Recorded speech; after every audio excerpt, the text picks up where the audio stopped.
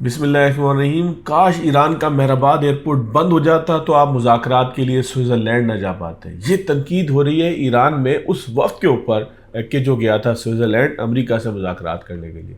جواب میں باقر کالیباف بھی کچھ بولے ہیں۔ وہ کیا بات تھی، کس طریقے سے انہوں نے ان تمام چیزوں کا رد عمل دیا، یہ بھی آپ کو بتائیں گے۔ اس کے ساتھ ساتھ اس وقت لفظی بحث چل رہی ہے ایران اور امریکہ کے درمیان۔ معاملہ یہ ہے کہ امریکہ کہتا ہے کہ جو فنڈز ہم ایران کو ریلیز کریں گے اس کی کچھ شرائط ہوں گی، کچھ معاملات ہوں گے جو ایران کو ہمارے ساتھ کرنے ہوں گے۔ ایران کہتا ہے ایسا کچھ نہیں ہے۔ ان کے سینٹرل بینک کا بھی جواب آیا ہے اور بھی بہت سارے جوابات ایران کی طرف سے آ رہے ہیں۔ اب یہ معاملہ ہے کیا، یہ آپ کو بتائیں گے کہ اس کی تفصیل کیا ہے اور امریکہ کو آخر خطرہ کیا ہے کہ امریکہ مشروط بنیادوں پہ فنڈز دینا چاہتا ہے۔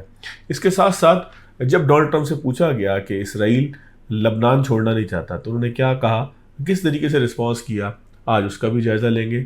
بہت اہم معاملہ تھا۔ اس کے ساتھ ساتھ مذاکرات کے حوالے سے بہت سی کہانیاں آ رہی تھیں کہ مذاکرات میں یہ ہو گیا وہ ہو گیا۔ آج ہم آپ کو یہ بتائیں گے کہ مذاکرات میں حقیقی طور پر کیا ہوا تھا اور ایران کا مذاکرات کے مقام کو چھوڑ کر جانے کی اطلاعات کے حوالے سے رد عمل کیا تھا، حقیقت کیا تھی، بیک گراؤنڈ میں کیا ہوتا رہا، کون آگے بڑھا، کس نے معاملات کو سنبھالا اور کس طریقے سے پھر مذاکرات مکمل ہوئے جو اعلامیے کی صورت میں ہمیں نظر آئے۔ بہت اہم باتیں ہیں۔ ہمارے پاس قطر کے وزیر اعظم کے حوالے سے بھی بہت ساری خبریں ہیں، ہمارے پاس باقر کالیباف کے حوالے سے بھی بہت ساری خبریں ہیں اور پاکستان کے ذرائع بھی بہت کچھ ہمیں بتا رہے ہیں۔ تمام چیزوں کا تذکرہ آپ سے آج کریں گے۔ اس کے ساتھ ساتھ جب پاکستان کے پاس ایم او یو آیا کہ جو ایران اور امریکہ کے درمیان دستخط ہو رہا تھا تو پاکستان نے اپنے 3-4 دوست ملکوں سے شیئر کیا۔ وہ دوست ملک کون سے تھے، ان کے نام آپ کو بتائیں گے اور ان کے ساتھ شیئر کرنے کا مقصد کیا تھا، پاکستان آخر کرنا کیا چاہتا ہے۔ اسحاق ڈار صاحب اتوار کے دن جب سوئٹزرلینڈ میں مذاکرات ہو رہے تھے وہ کہاں پر تھے، کیا کر رہے تھے، اس کے حوالے سے بھی آپ کو بتائیں گے۔ آپ نئے ہرمز کے حوالے سے ایران کا بیان آیا ہے۔ ایران کہتا ہے کہ آپ نئے ہرمز پہلے والی کنڈیشن پہ نہیں جائے گا، امریکہ یہ کہتا ہے کہ آپ نئے ہرمز پہلے والی کنڈیشن پہ جائے گا، لیکن ایران نے ایک بیچ کا راستہ نکالا ہے۔ وہ بیچ کا راستہ کیا ہے اس کے بارے میں بھی آپ کو ذرا سا بتائیں گے۔ اس کے ساتھ ساتھ اسرائیل کے ایک وزیر ہیں بن گویر، وہ پھر ہرزہ سرائی کرتے ہوئے پائے گئے ہیں، جس کے اوپر امریکہ سے بھی بڑی تنقید ہو رہی ہے۔ لوگ کہہ رہے ہیں کہ یہ انسانی جانوں کے ساتھ کھیلنے کا جو معاملہ ہے یہ بنیادی طور پر وار کرائم ہے جس کا بن گویر بار بار تذکرہ کرتے ہیں۔ اب انہوں نے ایسا کیا کہا ہے اور پہلے انہوں نے کیا کہا تھا، اس کا بھی تذکرہ کریں گے۔ اس کے ساتھ ساتھ ڈونلڈ ٹرمپ نے تبصرہ کیا ہے کہ برطانیہ کے وزیر اعظم نے استعفیٰ کیوں دیا۔ وہ ایک اسپیسیفک ایک چیز سے جو ہے وہ اس کو جوڑتے ہیں، اور اگر میں اس کا ایک لائن میں آپ کو تذکرہ بتا دوں تو جب ڈونلڈ ٹرمپ جیتے تھے 2024 نومبر میں الیکشن اور پھر جنوری میں انہوں نے حلف لیا 2025 کے، تو انہوں نے ایک جملہ کہا تھا کہ drill baby drill. Drill baby drill کا برطانیہ کے وزیر اعظم سے تعلق کیا ہے، اس کا بھی تذکرہ کریں گے۔ ذرا پہلے آ جاتے ہیں، پوری ٹائم لائن میں نے بنائی ہے آپ کے لیے، ایک ایک کر کے آپ کو چیزیں بتاتا ہوں۔ سب سے پہلے تو یہ سمجھ لیں کہ ایران کے جو صدر ہیں مسعود پزشکیان وہ پاکستان پہنچے ہیں، ان کا بڑا خوبصورت استقبال کیا گیا۔ JF-17 تھنڈر جو ہے وہ سلامی دے رہے تھے، کس توپوں کی ان کو سلامی دی گئی۔ عباس عراقچی کسی اور فلائٹ سے آئے تھے، وہ بھی موجود تھے ایئرپورٹ کے اوپر، نور خان ایئر بیس کے اوپر یہ مناظر تھے۔ بلاول بھٹو زرداری وزیر اعظم پاکستان، صدر مملکت اور محسن نقوی صاحب اور تمام جو حکومتی مشینری تھی وہاں پہ موجود تھی۔ سرخ کارپٹ بچھایا گیا تھا، جہاز کے اوپر میناب 168 لکھا ہوا تھا کہ جس کے اوپر صدر مسعود پزشکیان آئے۔ اسلام آباد کے اندر ریڈ زون کو سیل کر دیا گیا۔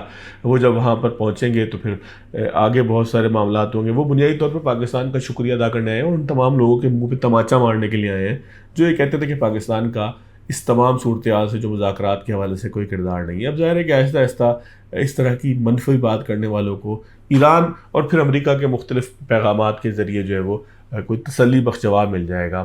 ان لوگوں کو بھی جواب مل جائے گا جو کہتے تھے کہ پاکستان کے امریکہ کے ساتھ تعلقات خراب ہو جائیں گے۔ تو انہیں نہیں بھولنا چاہیے کہ JD وینس نے کہا وی لو پاکستان، ڈونلڈ ٹرمپ کس طریقے سے یاد کر رہے ہیں۔ بہرحال جو کچھ ہو رہا ہے سمجھنے والے کے لیے ہدایت ہے، جو نہ سمجھے تو وہ جہالت کے اندر جیتا رہے۔ لیکن میں آ جاتا ہوں بیک ٹاپک۔ مذاکرات کی کہانی سے پہلے میرا خیال ہے کہ میں تذکرہ کر دوں منجمد اثاثوں کا، کیونکہ JD وینس نے جب سوئٹزرلینڈ میں آخری تقریب کی تو انہوں نے کہا کہ جیریڈ کشنر جو اس کے داماد ہیں ڈونلڈ ٹرمپ کے، انہوں نے ایک بڑی خوبصورت تجویز دی ہے۔ وہ یہ کہتے ہیں کہ جی جو منجمد اثاثے بحال کریں گے اس سے ایران جو ہے وہ کھانے پینے کی چیزیں خرید لے، ہم سے سویا بین خرید لے جو امریکہ میں بہت زیادہ ہے، ہم سے جو ہے وہ کارن خرید لے، یعنی کہ جو چھلی ہوتی ہے یا سندھ میں اس کو ہم بھٹا کہتے ہیں، یہ ہم سے خرید لے، اور یہ جو ہے وہ تو اس پہ ڈونلڈ ٹرمپ نے رات بتایا کہ لوگ بڑے خوش ہیں، امریکی فارمر بڑے خوش ہیں، ہمیں کالے کر کے کہہ رہے ہیں کہ بڑی اچھی آپ نے ڈیل کی ہے۔ تو امریکہ یہ توقع کرتا ہے کہ ایران جو اثاثے ریلیز ہوں گے اس سے کھانے پینے کی اشیاء ان سے خرید لے گا، لیکن جو ایران کے سینٹرل بینک ہیں اس کے جو پریزیڈنٹ ہے اس کا بیان آیا کہ ایسی کوئی بات نہیں ہے، یہ اثاثے کسی مشروط معاملے سے جو ہے وہ منسلک نہیں ہے، یہ ہمیں ملیں گے، اس کی ہم جو مرضی کریں۔ اور پھر ایران کے دفتر خارجہ کا جو رسپانس ہے وہ یہ بتاتا ہے کہ امریکہ کا دعویٰ کسی حد تک ٹھیک ہے۔ وہ یہ کہتے ہیں کہ اگر ہمیں چیزیں امریکہ سے سستی مل گئی تو وہاں سے لے لیں گے، ہمیں کوئی اعتراض نہیں ہے، اگر مہنگی ملی تو ہم نہیں لیں گے، یعنی کہ جہاں سے ہمیں اچھا ریٹ مل جائے گا ہم وہاں سے لے لیں گے۔ لیکن بنیادی طور پہ امریکہ پہ پریشر یہ ہے کہ اگر آپ ایران کو پیسے دیتے ہیں، اگر آپ ایران کو سینکشنز ختم کرتے ہیں، اس طرح سینکشن ختم ہوئی کہ 26 اگست تک ایران اپنا جو ہے وہ تیل بیچ سکے گا، تو دنیا یہ کہتی ہے، امریکہ کے اپنے اندر سے تنقید ہو رہی ہے کہ اب آپ ایران کو اگر آزاد چھوڑ دیں گے تو وہ اس سے دوبارہ ہتھیار بنائے گا، وہ اس سے خطے کے اندر توسیع پسندانہ اقدامات جو ہے یعنی کہ حزب اللہ اور حماس کو جو ہے وہ فنڈ دے گا۔ تو یہ امریکہ کے اندر ایک سوچ پائی جاتی ہے، ایک ایسی لابی موجود ہے کہ جو امریکی حکومت پہ پریشرائز کرتی ہے کہ اگر آپ نے ایران کو کھلا چھوڑ دیا تو وہ میزائل پروگرام کے اوپر خرچ کرے گا، وہ جو ہے وہ اپنی پراکسیز کو دے گا، خطے کے اندر جو ہے وہ حالات کو خراب کرنے کا سبب بنے گا۔ اس لیے امریکہ چاہتا ہے کہ جو بھی فنڈز ایران کو ریلیز کیے جائیں وہ اسپیسیفک بتائے جائیں کہ یہ پیسے آپ نے کہاں خرچ کرنا ہے، یہ پیسے آپ نے کہاں خرچ کرنا ہے، یہ پیسے ہم ڈائریکٹ ادا کر دیں گے، آپ وہاں سے یہ چیز خرید لیجئے۔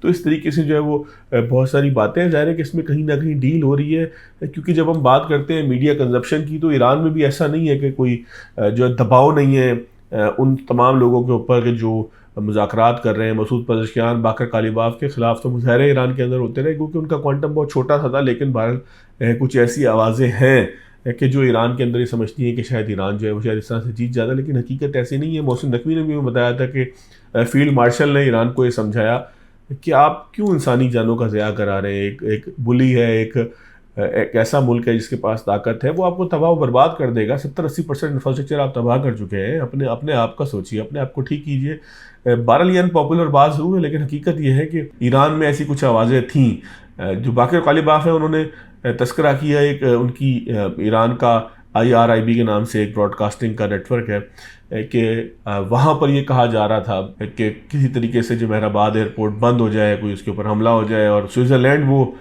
لوگ نہ جا سکیں جو مذاکرات کے لیے جا رہے ہیں۔ تو انہوں نے کہا کہ آپ لوگوں کو یہ سمجھنا چاہیے کہ ہم یہ مذاکرات مسلمانوں کے بہتے خون اور پھر لبنان اور پھر باقی جگہ کا تذکرہ کیا کہ اس سے بچانے کے لیے ضروری تھا کہ وہ خون بہتا رہتا، لوگوں کی جان ضائع ہوتی، تو ہم نے جو ہے مذاکرات کو چنا۔ ایران کے اندر بھی کچھ ایسے لوگ ہیں کہ جو چاہتے ہیں کہ ہنگامہ ہوتا رہے، لیکن یہ تو قیادت کا کام ہے کہ وہ یہ سمجھے کہ ٹیبل پر بیٹھ کے مسئلے کو حل کرنا ہے اور راستہ نکالنا ہے، بجائے اس کے کہ کسی بند گلی کے اندر لے جا کے کسی قوم کو پھنسا دیا جائے اور پھر 9 کروڑ لوگ جو ایران کی آبادی ہے وہ اسی طریقے سے جو ہے وہ جنگ کے اندر ہے۔ تو ایران کو بھی اپنا مستقبل سوچنا چاہیے، اور میرا خیال ہے کہ جو مذاکرات کار ہیں یا ایران کی موجودہ قیادت ہے وہ سوچ رہی ہے اس حوالے سے۔ اسی طریقے سے اگر جو ہے وہ بات کریں مذاکرات کے دوران، جس طرح سے میں نے کل بھی بتایا تھا، آج دوبارہ اس کو ریپیٹ کر دیتا ہوں اور جلدی سے، آج کیونکہ ہمارے پاس اندر کی خبر بھی ہے کہ جب باقر کالیباف کو اور ایران کے مذاکرات کاروں کو پتہ لگا کہ ڈونلڈ ٹرمپ نے بڑے دھمکی امیز بیان دیے تو وہ وہاں سے ناراض ہو کے چلے گئے۔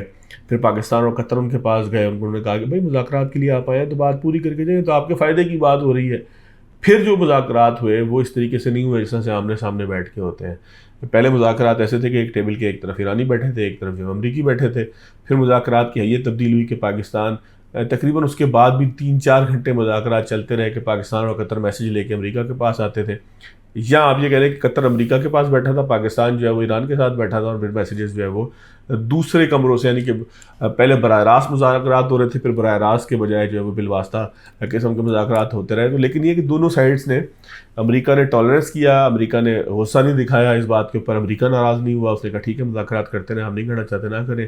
ایران جو ہے وہ اس کو بھی سمجھ میں آ گئی کہ یہاں سے جانے کا مطلب یہ ہے کہ ایک ڈیل آ رہی ہے اور وہ ڈیل ہم چھوڑ کے چلے جائیں۔ تو اس طریقے سے جو ہے وہ یہ آپ سمجھیں کہ مذاکرات کا معاملہ مکمل ہوا۔ پھر جو ہے وہ ڈونلڈ ٹرمپ سے گزشتہ رات وائٹ ہاؤس میں ایک صحافی نے سوال کیا کہ اسرائیل کے وزیر اعظم یہ کہتے ہیں کہ لبنان کو چھوڑ کر نہیں جائیں گے، قبضہ کر لیں گے اس کے کچھ علاقوں میں۔ بن گویر ایک تھوڑے سے جنونی قسم کے وزیر ہیں، وہ بھی کہتے ہیں کہ لبنان جو ہے وہ ہمارا پلے گراؤنڈ ہے، ہم اس کے اندر کھیلتے رہیں گے، یعنی کہ پہلے غزہ کے اندر جینوسائیڈ کیا، وہاں پر کھیلتے رہے، اب وہ کہتے ہیں کہ جی ہم لبنان میں جا کے کھیلیں گے۔ تو بہرحال ڈونلڈ ٹرمپ سے پوچھا گیا کہ جی وہ، تو انہوں نے صحافی سے کہا کہ آپ کو کس نے کہا ہے، اس طرح سے ایگریسو ہو کے صحافی نے کہا بھائی کس نے کیا کہا ہے؟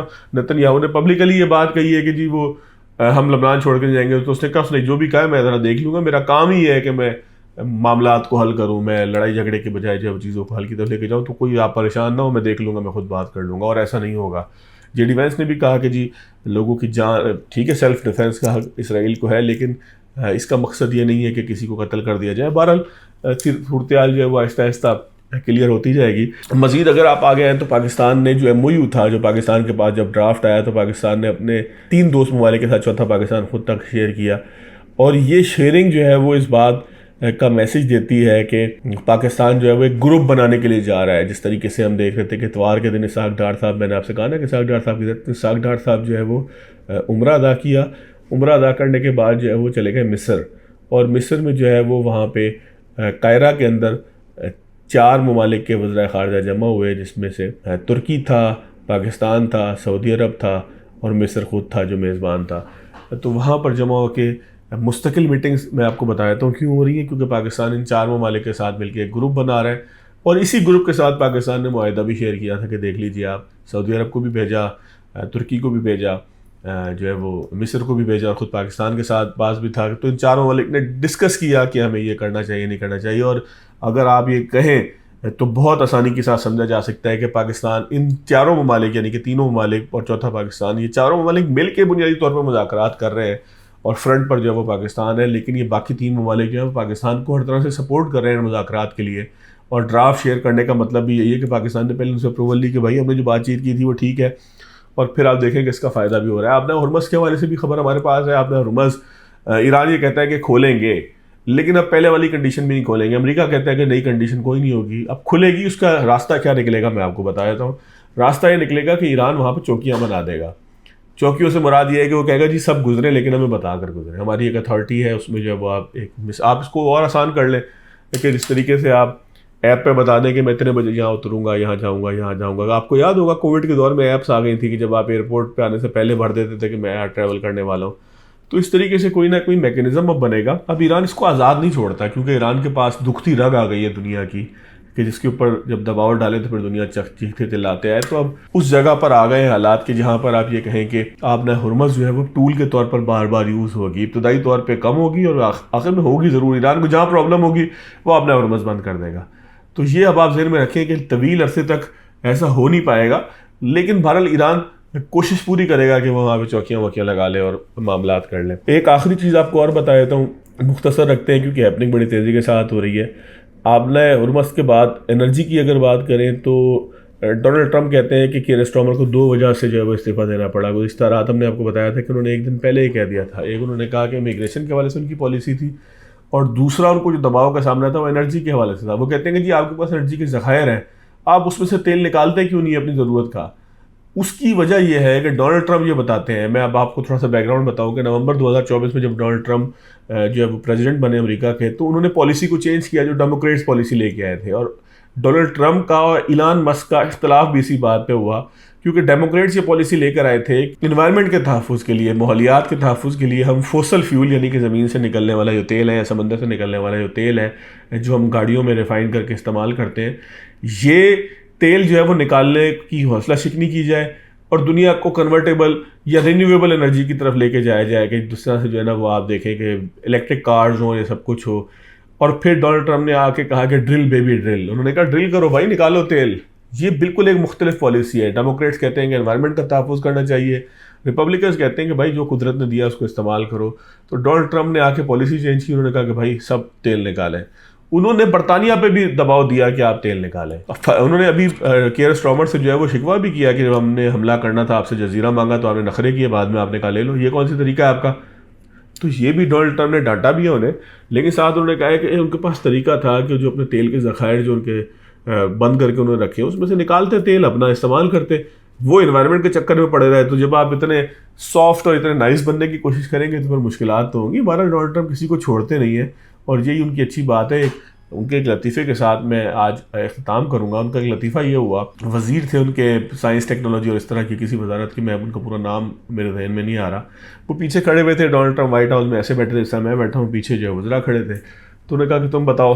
تو بتانے لگا تھینک یو مسٹر پریزیڈنٹ, آپ نے موقع دیا ہمیں کہ ہم جو ہے وہ بات کریں. تو جو آج سے 120 سال پہلے آئنسٹائن آیا تھا, پھر کہنے لگا نہیں 140 سال پہلے آیا تھا, پھر کہنے لگا نہیں 130 سال پہلے آیا تھا. تو اس طریقے سے وہ فگر بھول گئے کہ آئنسٹائن کب آیا تھا, 120, 130, 140. آئنسٹائن کا تذکرہ انہوں نے کرنا تھا آگے جو ہے وہ کوئی تذکرہ تھا. تو ڈونلڈ ٹرمپ نے ایسے پیچھے مڑ کے دیکھا اور کہا کہ ہو کیئرس, کس کو پرواہ ہے آئنسٹائن کب آیا تھا، بھائی تم بات کرو آگے.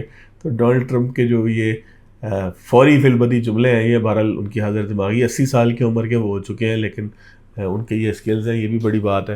ہم بہرحال اختتام کرتے ہیں. یاد دیجیے گا. اللہ حافظ.